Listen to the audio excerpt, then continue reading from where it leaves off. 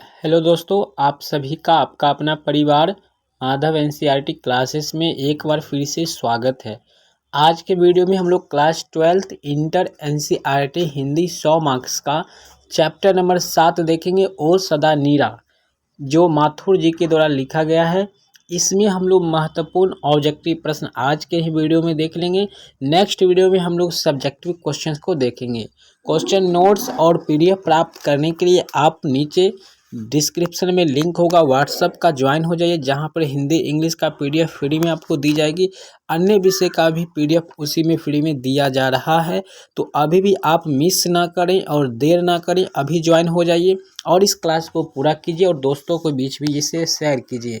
चलिए पहला सवाल की ओर हम लोग बढ़ते हैं। ध्यान रखें, इससे अलग प्रश्न आपके एग्जाम में नहीं पूछेगा, इसकी मैं 100% गारंटी लेता हूं, क्योंकि इससे बाहर अभी तक पूछा गया ही नहीं है। चैप्टर का सभी महत्वपूर्ण ऑब्जेक्टिव प्रश्न की बात हम कर रहे हैं। तो पहला प्रश्न है, बराज कहाँ बन रहा था। दोस्तों, बराज कहाँ बन रहा था, तो पहला का आंसर हो जाएगा भैंसा लोटन में। देखिए भैंसा लोटन क्या होता है, यह जो कहानी है हम लोग जो पढ़ रहे हैं ओ सदा नीरा, यह एक गंगा के किनारे जो है बसे हुए गांव के लोगों के सांस्कृतिक और जीवन को बताए हैं माथुर जी। ठीक है, माथुर जी इसके लेखक हैं। तो ये भैंसा लोटन एक गेहूं धान की प्रजाति होता है, जो भैंसा लोटन परवल आप लोग गांव घर में अवश्य सुनते होंगे। चलिए अगला प्रश्न की ओर हम लोग बढ़ेंगे। 2 नंबर प्रश्न है, समझ में आता है कि नहीं आता है, इस चीज़ को आप हमें कमेंट करके ज़रूर बताइए और क्लास को पूरी तरह से अच्छे से ज़रूर कीजिए।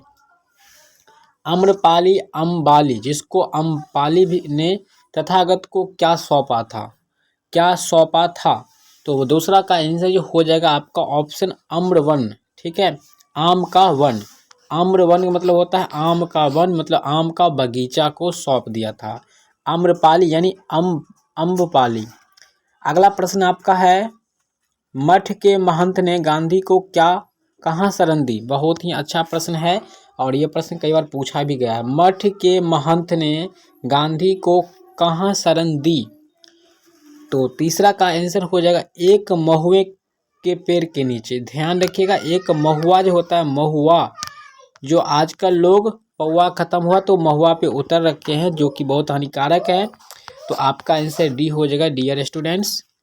चलिए अगला प्रश्न है आपका 4 नंबर, जगदीश चंद्र माथुर। देखिए यहाँ पे माथुर लिखा गया है, माथुर होगा का जन्म कहाँ हुआ था, यही इस पाठ के लेखक है जगदीश चंद्र माथुर। तो 4 नंबर प्रश्न का आंसर क्या हो जाएगा, तो इनका जन्म 16 जुलाई 1917 ईस्वी को हुआ था। कब हुआ था, 1917 ईस्वी को हुआ था। ऑप्शन आपका ये जो है बिल्कुल सही आंसर है। आगे भी हम लोग इनके बारे में अच्छे से प्रश्न को समझेंगे। वैशाली सहोत्सव का बीजारोपण क्या है, महोत्सव का बीजारोपण क्या है या सहोत्सव। ध्यान रखिएगा यहाँ पे मो आएगा।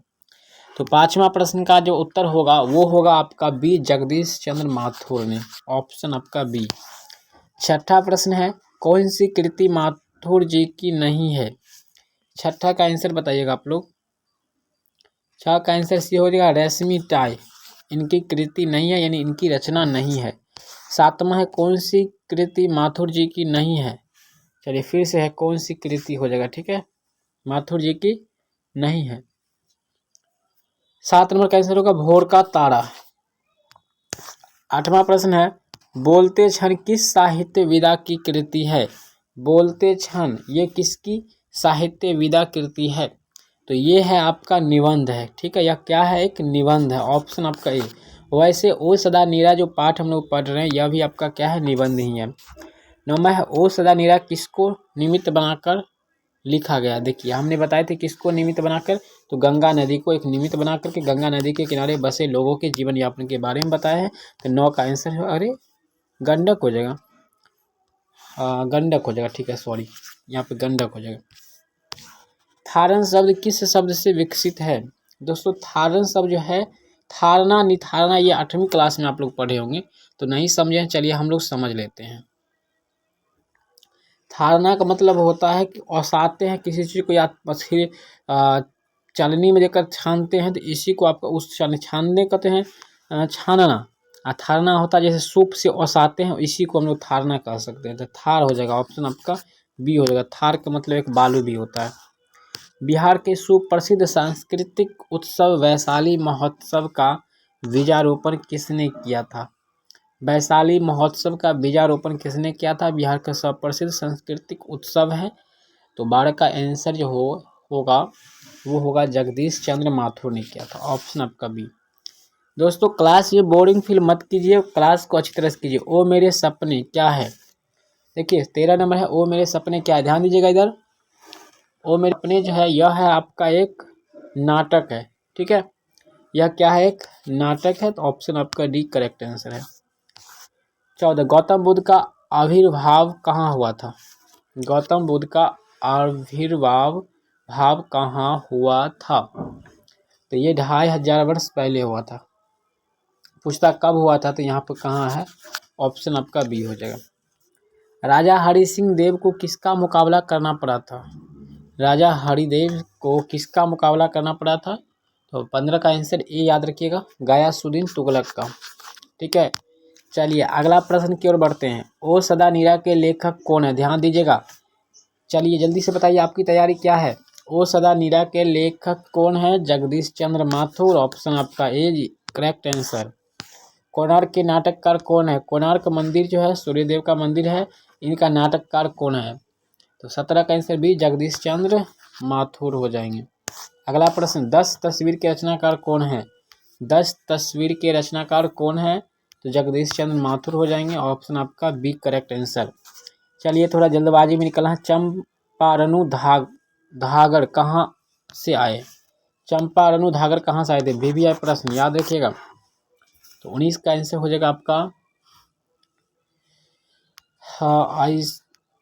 आई थिंक आपका बी आंसर होगा, जमशेदपुर से आया था, ठीक है। डी होगा, इनमें से कोई ये नहीं ऑप्शन। निम्न में से कौन सी रचना जगदीश चंद्र माथुर की है? तो सी हो जाएगा ओ सदा नीरा। ये तो कहने की बात नहीं था। ओ सदा नीरा शीर्षक पाठ किस विधा के अंतर्गत आते हैं? विधा की बात है तो निबंध, हमने ऊपर में भी बताए थे आपको, निबंध के अंतर्गत ही आते हैं। जगदीश चंद्र माथुर मूलतः क्या थे? यह एक निबंधकार थे, कहानीकार थे, नाटककार, उपन्यासकार थे। तो क्या थे? तो ये रख याद रखिए, एक नाटककार थे। यह एक क्या थे? नाटककार। ऑप्शन आपका सी करेक्ट आंसर हो जाएगा, ठीक है। 23 ओ सदा नीरा निबंध बिहार के किस क्षेत्र की संस्कृति पर लिखी गई है? ये जो पाठ है यह बिहार के किस क्षेत्र के संस्कृति पर लिखा गया है? तो यह लिखा गया चंपारण पर, ठीक है। तब चंपारण उदागर क्या है बताया गया। चंपारण क्षेत्र में बाढ़ का मुख्य कारण क्या है? देखिए चंपारण में जो बाढ़ आता है इसका मुख्य कारण क्या है? तो ये हो जाएगा जंगलों का काटना। ऑप्शन नंबर क्या हो जाएगा आपका? एक करेक्ट आंसर हो जाएगा। 25 माथुर जी किस राज्य के शिक्षा सचिव नियुक्त हुए थे? तो ये मध्य प्रदेश के, ठीक है, MP, जिसको शॉर्ट फॉर्म में कहते हैं हम लोग MP, मध्य प्रदेश। 12वीं सदी के लगभग 300 वर्ष तक किस वंश का शासन था अपने यहाँ? तो कर्नाट वंश का। देखिए याद रखिएगा, यहाँ से हिस्ट्री भी कुछ ना कुछ आपका हो जाता होगा।